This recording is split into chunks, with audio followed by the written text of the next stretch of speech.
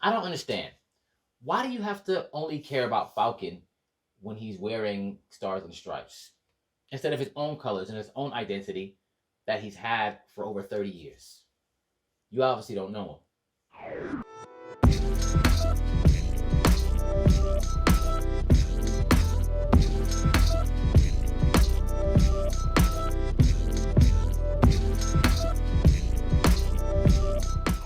Hey, what's up, Nerd fam? This is your boy Gashawn. I want to welcome you to Enter the Nerd. Today, we speak about Falcon, or once again, Captain America.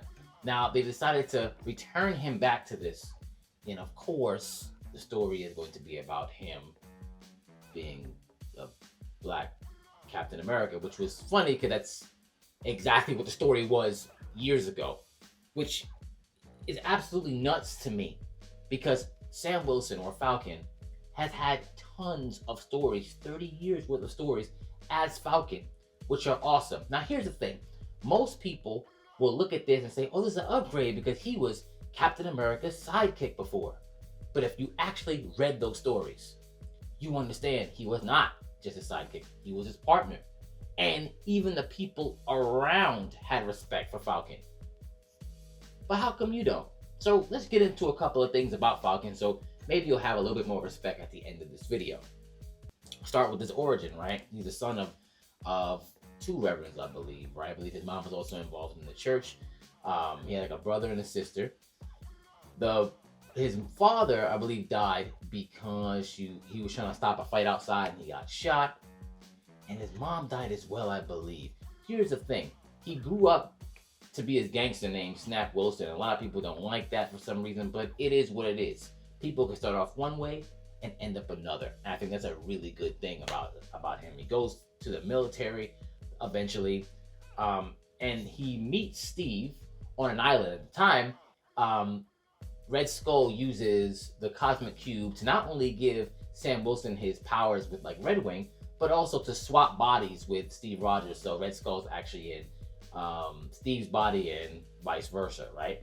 And in that issue, Falcon plays a huge prominent role because he has to help Steve while he's in the Red Skull thing. He has to prove to everybody that it's not that he's not actually Red Skull, which was huge. And that's when they become best friends, not just a sidekick. We know what a sidekick is. We've seen Batman and Robin, sidekick, right? We know what that is.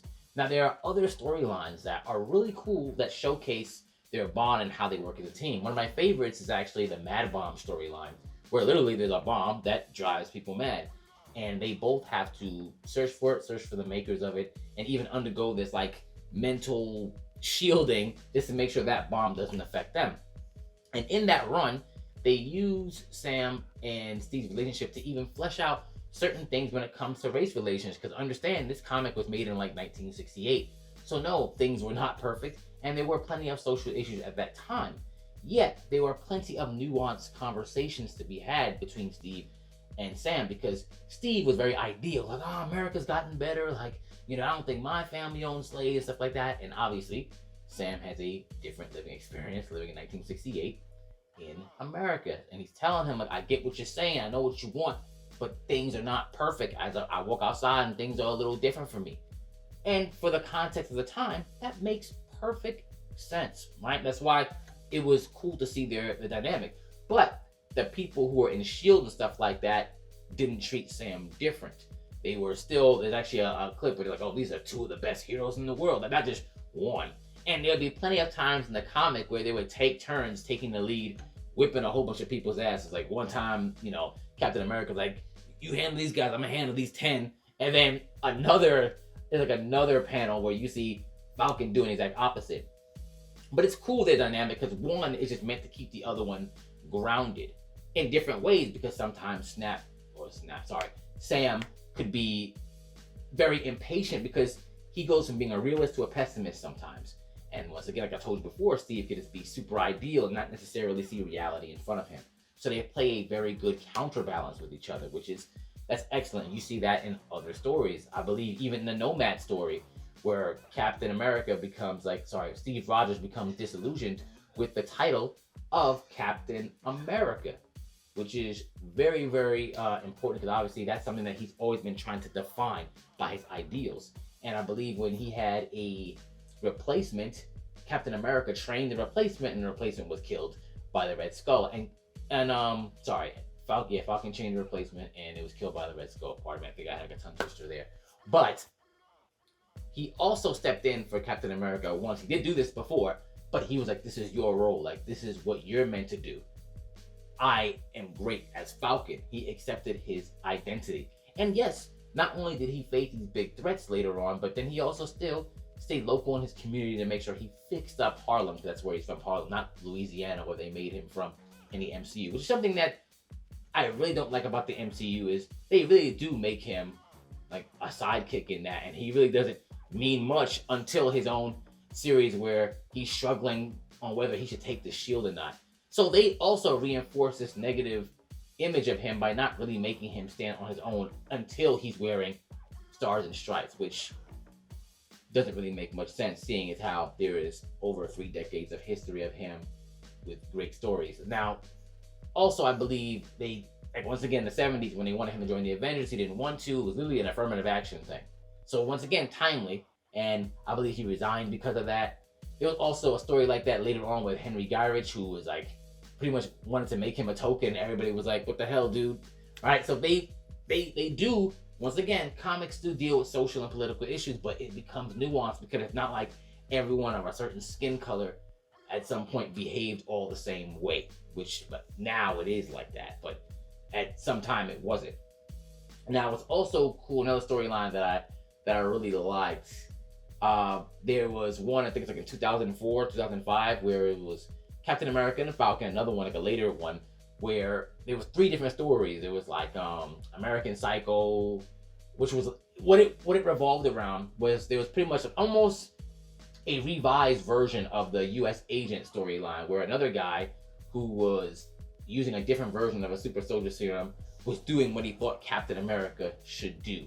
And in this comic run, you see Captain America and Falcon like acting separately, because Falcon looks like a traitor to America because he goes to Cuba and breaks somebody out of prison, but you don't even understand why he's doing it at that time.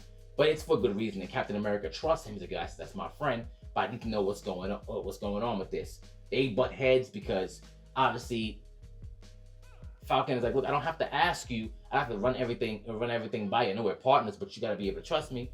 And Steve, once again, being super ideal, only thinks there's only one way to do things for it to be just, and you see that happening. But in there, you see tons of their own abilities. You see Falcon being very technologically savvy, as well as very good at espionage. So a lot of people look at his power set and they go, "Okay, well, he can just talk to a bird." Not just that, it's just stupid. It's a whole, pretty much he can use birds as like his spy network. So listening to conversations from very far away. So it makes him really good for espionage. Now understand, also for hand-to-hand combat, he's excellent. He's been over there fighting with Captain America. He fights against some of the best of them, to be honest. And remember, Captain America is just peak human ability, so they could go at it. Now, obviously in the MCU, this guy gets thrown off of buildings and he pulls helicopters and stuff, which is not something that he could do in the comics. It just isn't. But yes, in that American Psycho storyline, it was excellent, because he was also being affected by Scarlet Witch, because Scarlet Witch actually destabilized his personality, and he started turning back into his Snap Wilson persona, which was when he was like a criminal and stuff. He starts handling things in a way which actually doesn't make any sense, and temporarily, he puts away the Falcon costume, and him and Steve like break up at the end of that, and and it's crazy because you can see how they really depend on each other. They're like literally brothers, and it's a really, really good comic to illustrate that.